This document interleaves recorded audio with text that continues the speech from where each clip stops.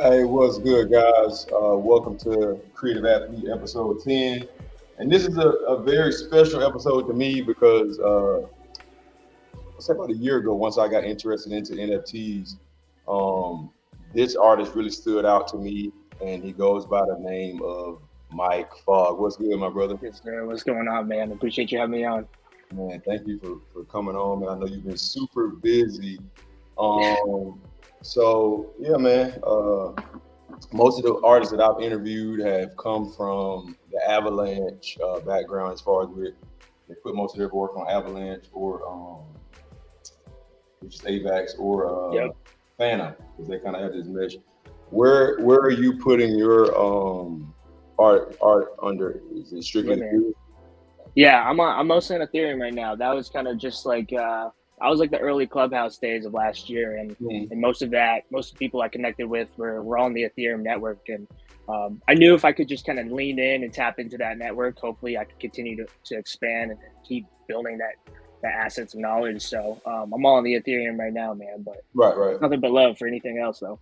Yeah, absolutely, for sure. And that's what this is about, just kind of being able to spread knowledge. And Yep. we've had some people come from Ethereum over to AVAX, and we have some people that in the community that are still kind of that supportive of both. So Yeah. before we get into the NFT questions, being that a lot of your artwork is sports related, Yeah. let's jump into what are your favorite NFL, NBA, NHL teams? Yeah, man. I'm a Denver kid, so it's the Nuggets. That's my team. When it's basketball season, it's basketball season.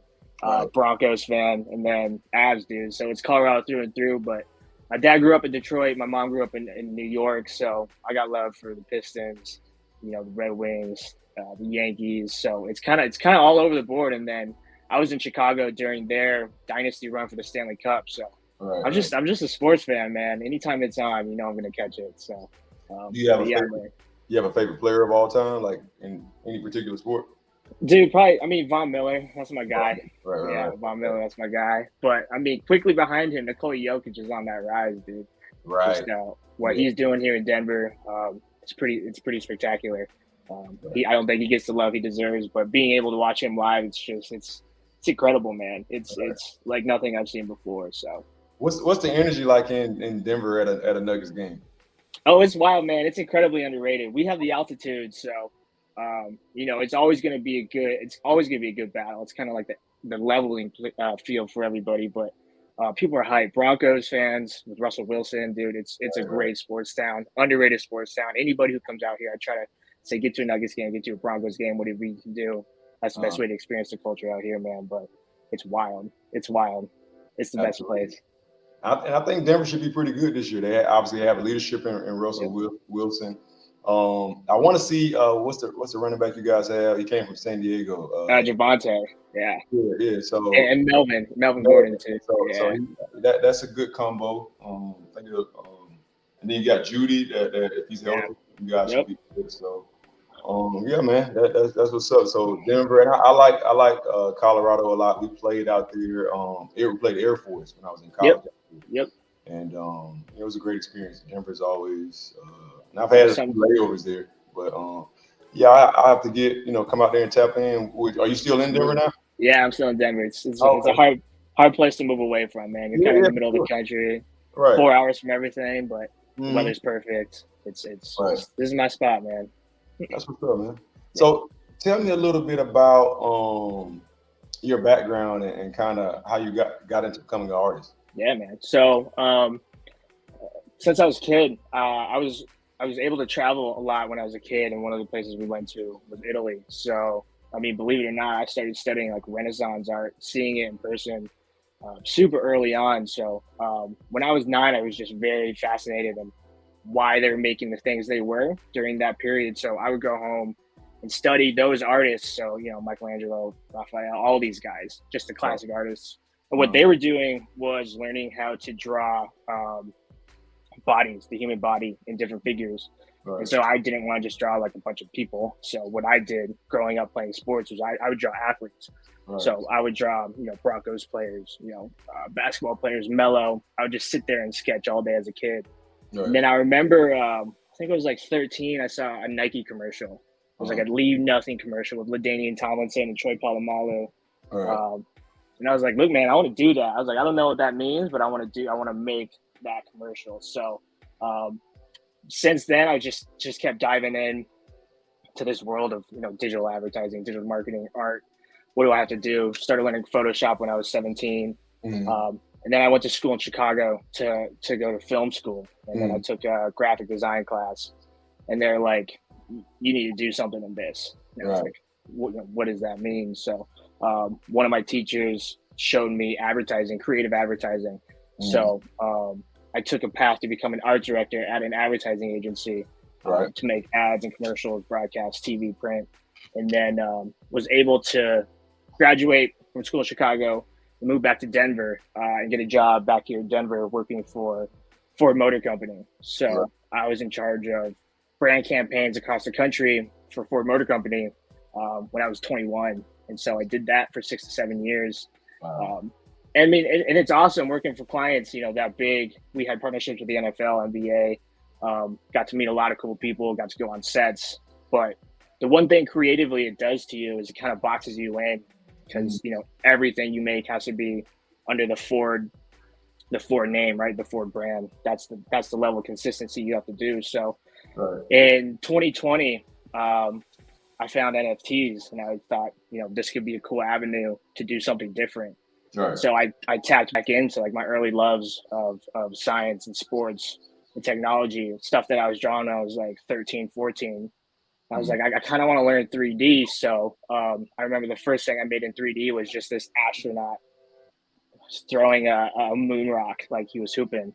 And then I got a lot of love for it. So then I just kept building. I kept making stuff.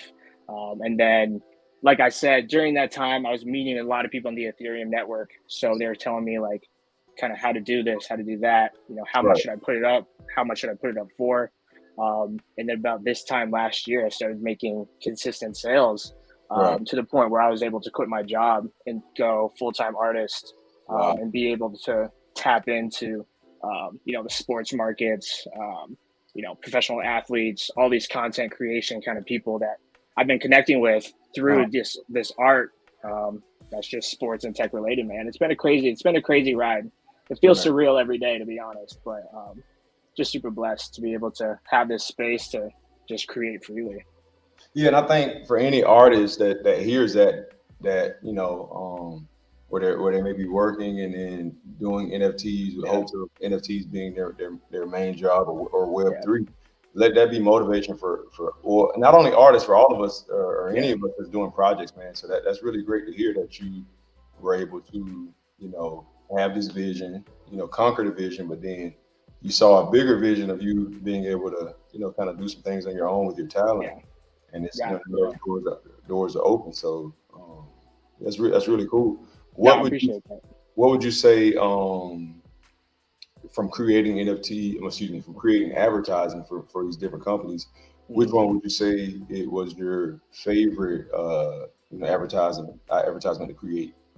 We worked with Justin Verlander down in Houston, and he really wanted a specific kind of Shelby. So Ford found one of these Shelbys. It's like a $350,000 car, and we shipped it to him down in Houston. And then we gave it to him, but he was just like, the only thing is you have to drive it around down in Houston. So we were there for that shoot. It was awesome, man. Being on set, there's really nothing like it. It's just like movie magic, commercial magic. You see how it's filmed, and you're like, how is this going to come together? And then you go and sit in a studio for like 15 hours and it gets pieced together. And that was like the first time I was ever able to like art direct a set by myself. I was like 23, 24 at the time. So you controlled all the artwork of exactly. So anything visual on screen, I can kind of have say, like pull things out, put that there, tell the actor. I'm kind of like working alongside the director. That's what art directors do at advertising agencies. So you always have to have visual concepts in mind in the storytelling at the forefront. So advertising is great, but I'm happy to be on the other side of it. And what's the process? And last question on this part, but what's the process on Like if I'm Nike, I come to you and say, hey, we want to, create a commercial to kind of highlight. Do companies have like a layout of what they envision, or do they say, hey, give us an idea? Yeah, absolutely. It's kind of a little bit of both. So they'll come with you with what's called a creative brief, and that's just like a lot of research, market research of either A, what's missing in the space, or B, where they want to target. And then they're like, here's our parameters. Say it's a shoe, right? A new running shoe. Everybody knows what a running shoe can do, but Nike will come to you and be like, here's this shoe with this new technology. Come up with an idea about these two things that everybody knows about, but in a very different way.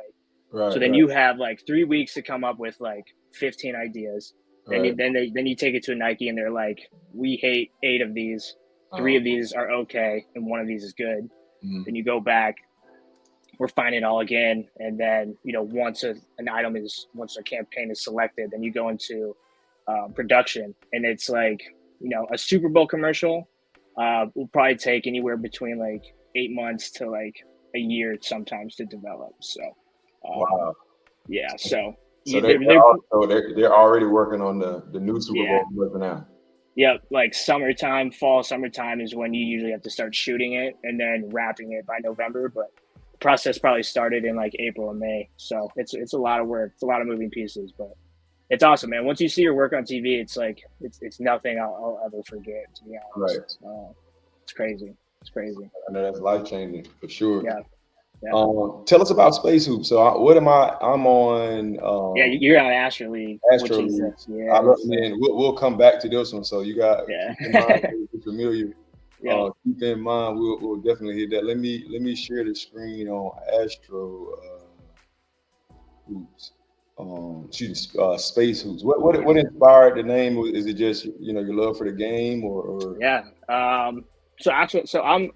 Backstory: I was adopted from the Philippines, so like growing up, I was just like the only brown kid in this all white community. So I was like, I struggled to fit in. So sports was my level playing field, man. That's just how I got to meet people. And then the way I bonded with my parents, my dad and mom are super into sports. My mom is a huge basketball fan, so we would just shoot hoops in the front yard for hours at night. And then my dad would take me to Broncos games, basketball games. And then my mom was also super into science and technology. So it's kind of all these things together to kind of tell my story. So I knew like when I wanted to create my own project, it had to involve sports. It had to involve my love for science and tech. It's kind of like a shout out to my family, a shout out to everything I've been through. So it's for sure a personal project. It's kind of like my baby. Absolutely, and like I said, with you were this particular collection got you the label of being my favorite artist because it sport has a special place in my heart for sure. And then seeing some of these moments, like seeing this, if you're a real hooper, I instantly once I saw it, I was like, oh, that's a Kobe backwards dunk off the when I first saw it last year, and then there were a few others that just really stood out. Seeing like just and then the uniqueness of it, like they're in obviously they're out of space, but like the background, the detail. No, I appreciate it. Like even if this, man, just the detail of the astronauts, all of there's not one that looks alike that you do. Yeah, so cool about it. Yeah, no, I appreciate that. I mean, the best part is like being able to meet with people like yourself.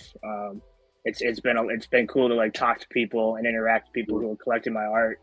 And a lot of them have just like different opinions, different takes about why it spoke to them. So, when I'm sitting in my room making this stuff, in my head, I'm like, this is kind of the story I want to tell. But when I talk to other people, they're like, I felt this. And it's like, it's so surreal what people can feel from, just a static image. And that's not just about my art, but, art across the board that speaks to you. For sure. NFTs have just allowed it so you can, contact directly these artists and have these conversations of like, why'd you make it like this kind of thing. So I think the future is only going that way. If you find artists and you love what they do, man, reach out, talk to them because you guys are probably very, very similar. And what's so cool about it is a representation of how humble you are with the success that you have, with the people that you work with.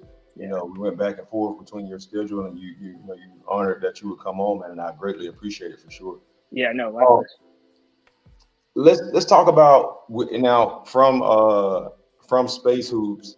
This is where you made the personal sale with Odell Beckham, the direct sale with Odell Beckham.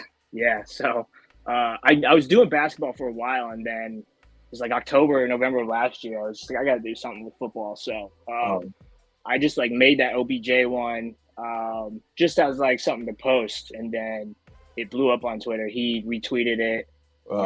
It got like 1 million impressions. It was wild. And then him and his team ended up reaching out to me, and they're like, "Hey, we're interested. Let us know." And I was like, "Yeah, absolutely." So I was like, "Give me like 2 or 3 weeks to figure it all out." So then what I did was made 4 or 5 more football ones over the course of the next couple of weeks. I didn't want to just put one out. I wanted to put out like a collection. Right. So then I kept reaching back out. I was like, "Hey, they're ready. Let me know." And they're like, "Yeah, we're having a problem with the ledger." And I was like, "All right, man. All right. And then he was like, "No, this is for sure him. Like, this is like, I want this. Like, we'll figure it all out." And he was right in the middle of the season. It was like right when he got traded too. So he was just like the last thing he was caring about was, you know, trying to get this piece of art. And then, one day I woke up and then he bought it, and it was wild, man. It was wild. When you made it, were you like, yeah, Odell is definitely gonna grab this thing? You know, that's low key like always the goal, man. That's always the goal. But you never know, and you never want to say that. You're just like, let's just put it out. But again, man, like I said, with like the power of social media and the platforms, like you never know who you can connect with. So you just gotta keep steady building on that stuff. But yeah, wild. It worked out better than I could have imagined. So. Now, would someone still could go purchase this picture now? And so I'm sorry, go ahead. A lot of this stuff, people will just resell. I know some people like to flip, kind of the nature of the game, the NFT space. So a lot of people will buy and then flip. A lot of my holders hold on to stuff though. Right, for sure. So, well, have you ever, with some of these, have you ever considered doing the physical form of those? Because I like a lot of your artwork. When I see it, I'm like, man, I want that on my wall or in my. Yeah, no, absolutely. I think a lot of people just reach out and then ask, and then we can set something up. I think eventually, like this space is so new.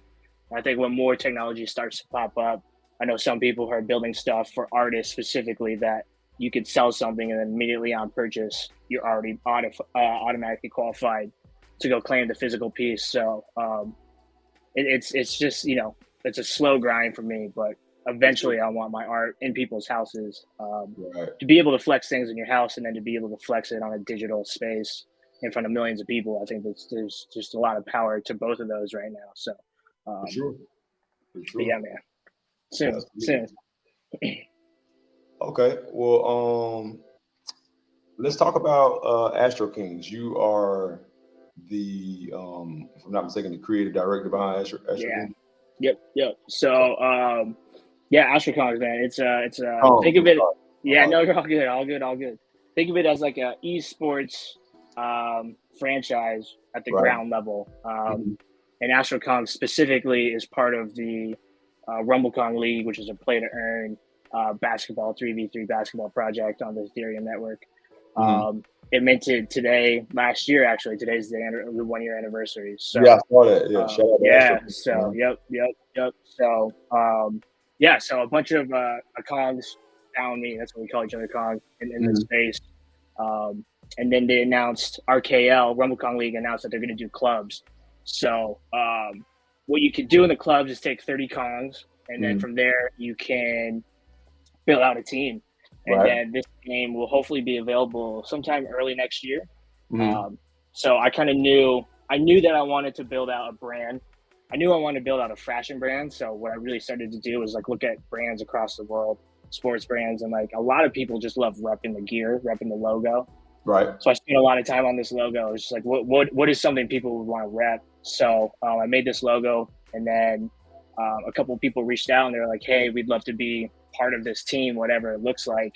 And so there's 6 of us. So for the last 6 months, we've just been building out this brand alongside RKL, and then RKL has a lot of private investors between, Slam Magazine, JDS Sports, Paul George, Penny Jar. So a lot of big names are behind it. So a lot of people see the potential in being able to scale a brand parallel to a project. Right. And then about 4 months ago, a person on our team was like, I think we could get Paul George because he has some leverage in the NBA. So I was like, yeah, man, absolutely. Just let me know what I got to do. So right. Did you draw the well, I'm gonna put it up on the screen. This is Paul George's page. Yeah. Right. Did you make that NFT right there? Yeah, I made that one for him right there. And then he's rocking the hat in that first picture. So it was like 3.5 months ago. We just started designing like a bunch of pitch decks as to why he should join us. All the different avenues that we can do over the course of the next several years. So there's a lot of cool stuff we're building. A lot of stuff that I can't wait to tell people. But it's been such a crazy ride to be able to bring him on to our team, and then hopefully be able to work with him and his partnerships. So we're kind of like having him use it as like a playground for athletes to partner up with artists and be like, what can these two create? Right. In terms of the innovation, like, can we put a shoe on the court that has the AstroDomes logo? You know what I'm saying? So right. So thinking next level with it. Yeah. Yep. So being able to tap into his network, you kind of feel like there are no limitations. All systems active. Sorry about that. No, you're okay. So you were behind the production of this too, like this video. Yep. Yeah. So it's either me or breaking it out to a couple creatives I knew from the advertising space. And again, that's kind of the beauty of it, is that I want to pull all my artist friends, producer friends into this space. So there he is, rocking that hat. Rocking the hat, yeah. Yes, sir. So yeah, man, it's been crazy. So that's kind of feels like it's just getting started. For sure. Super excited for the game to come out parallel to the NBA season. So I'm just surrounding myself with basketball for the next few years. So I can't complain. Okay. So that's dope, man. Dope to hear about AstroKongs. I follow them on socials. I'll take Appreciate that. dive into it, man. It looks cool. Paul George is one of my favorite players, and I think having that type of influence, with your brand and just around something, cool like that, it's gonna be, like you said, it's kind of like an esports setup. That. I think that'll be cool. So let's tell us a little bit about your Bulls collaboration. Yeah. So one of my early spacesuit collectors, who's also in the RKL, his name's Dan. I connected with him last year. We're just, talking about basketball for the love of the game. And then I find out that he works for the Bulls. He works for the marketing team. So he approached me last year and he was like, hey, what would it look like if the Bulls did an NFT project? And I was like, yeah, I think, keep it super exclusive, have something to do with the logo maybe. So their logo has never been changed since it was created. So it's one of the most iconic logos in sports, which to me makes it one of the most iconic logos in the world. So then they approached me in March, and the Bulls were like, we're gonna do a project. We'd love for you to be one of the 23 artists to come in and do a derivative of our logo. And they're just like, whatever that means to you, you can pretty much do anything you want. So then for the next 2 months, I started working on it, and I built out a minute-long animated loop that is going to come out on September 23rd. We actually just got release day today of when those will be auctioned off. So it's crazy, man. There's a lot of big names. Sick Pencil, who is the artist on the Rumble Kong League, he's on that list. So some homies on that list, and then Adam Hundreds, the Dead Fellas. So it'll be cool. It'll be really cool. All right, okay. And then I don't know if can you see this on the screen? Yeah. This is actually my niece. She says, "How long does it take to create an NFT logo?" So she's new to learning it, but she wants to. It's a good question. Kind of depends. When you're really in that state of flow and you know exactly what you want to do, it could be 8 hours. Sometimes it can take a month. Right. So kind of depends on the client. Kind of depends on the vision you want to do. Right. And for me, I think the biggest piece of advice is everything should still tell a story. So you always want to think conceptually about what's the story you want to tell. Right. And some logos are never finished. So some brands are always changing, innovating. And I think that's the cool part is, something that you liked last year, last week might not be how you feel about it today. So keep changing. But when you get to a spot where you think you're ready to release it to the world, I think that's kind of when you know. And I think artists and designers kind of know that feeling. Right. But it's hard, man. And it's just. And I guess it also too depends on what's the purpose of the NFT, depending on if it's for some type of collection. Like some NFT collections are more simple. Yeah. Hi, if you're still watching, he does 3D art, which is as you see very layered. And in the background, you guys can see this is him, announcing his collaboration with the Bulls, which is very cool. Which I know will continue to grow and expand. So, Jai, I hope we answered your question. We had another comment from my guy, love my NFT, that says love the astronaut basketball NFTs. So, as you see, that's definitely gonna draw people in. Thank you for that comment. And he says, would you be interested in a collaboration with the NFT marketplace? Always, man. Yeah, always. Exclusive collaboration. So I'll plug you in with Love My NFT. I know him personally. He's a good guy.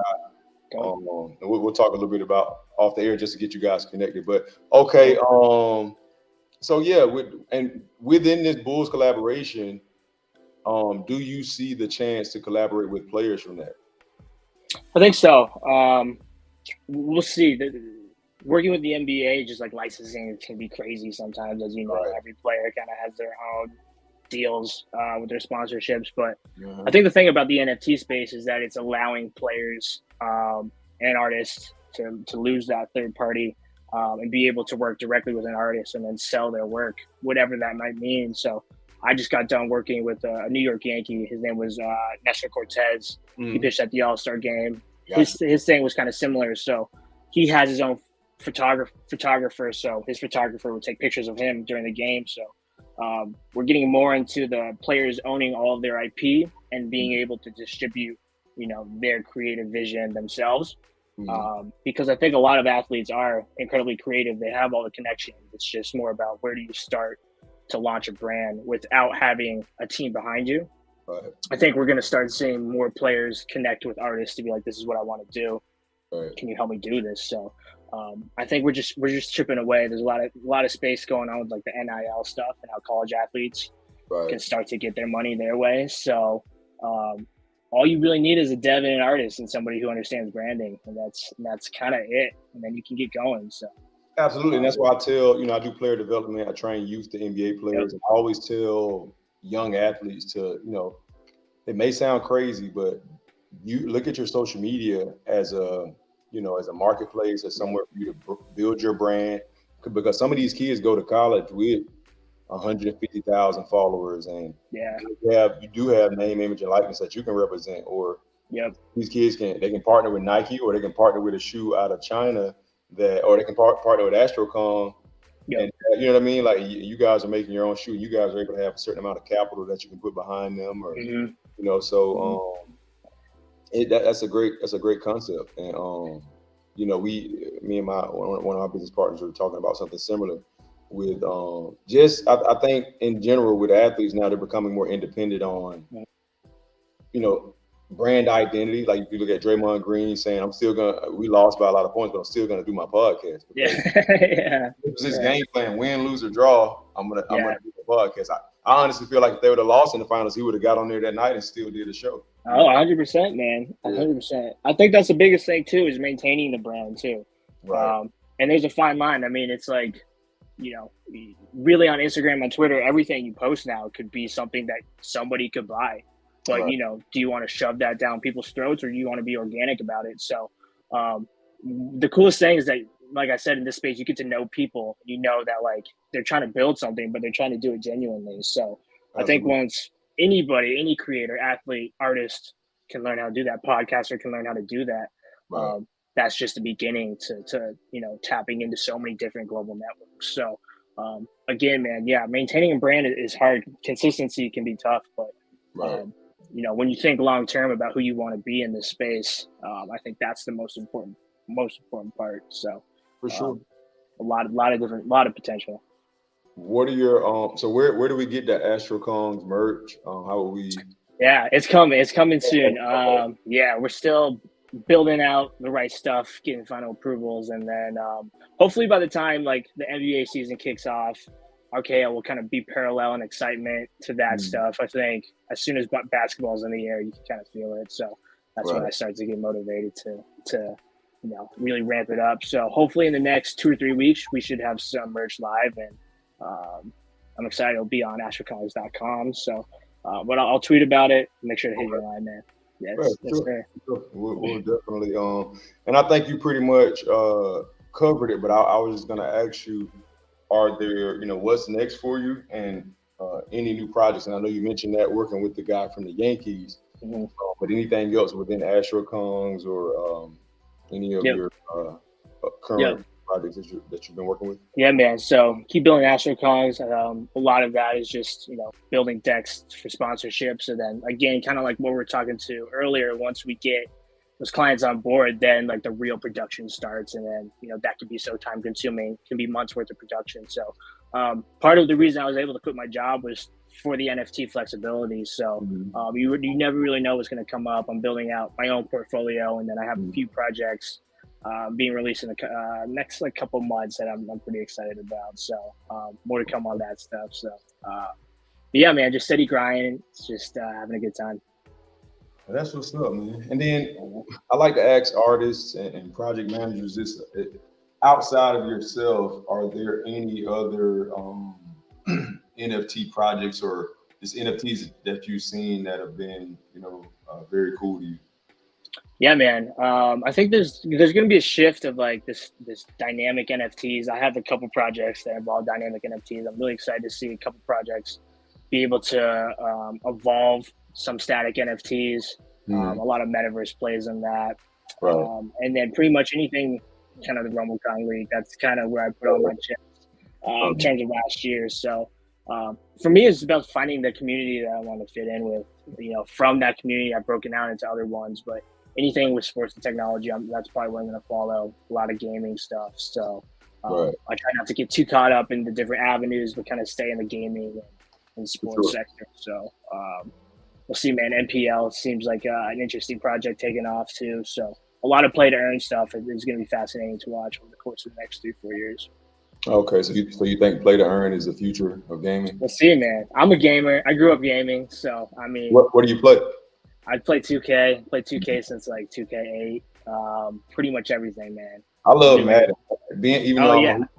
Madden is my thing. Like, if anybody asks me like, "Oh, what you want to play?" They always suspect 2K, and I'm like, I like Madden. Let's do it. We gotta run it. Football and baseball, but football is fun to me, especially on the video game. I feel like I don't know. To me, it's a little bit more realistic. Sometimes 2K, but I like it. I like I'm a competitor, so I'll definitely we'll play live. What do you play on PS4? I'm on Xbox. Xbox. Oh, okay. Yeah. So let me know, man. Let me know. We'll definitely connect. Well, for everyone watching, man, we appreciate you guys tuning in. Once again, this is one of my favorite NFT artists. So, Mike, I salute you for coming on. Thank you, man. I appreciate you. And whether you're watching this live or whether you watch the replay, we thank you for your support. All right, Creative Athlete signing out.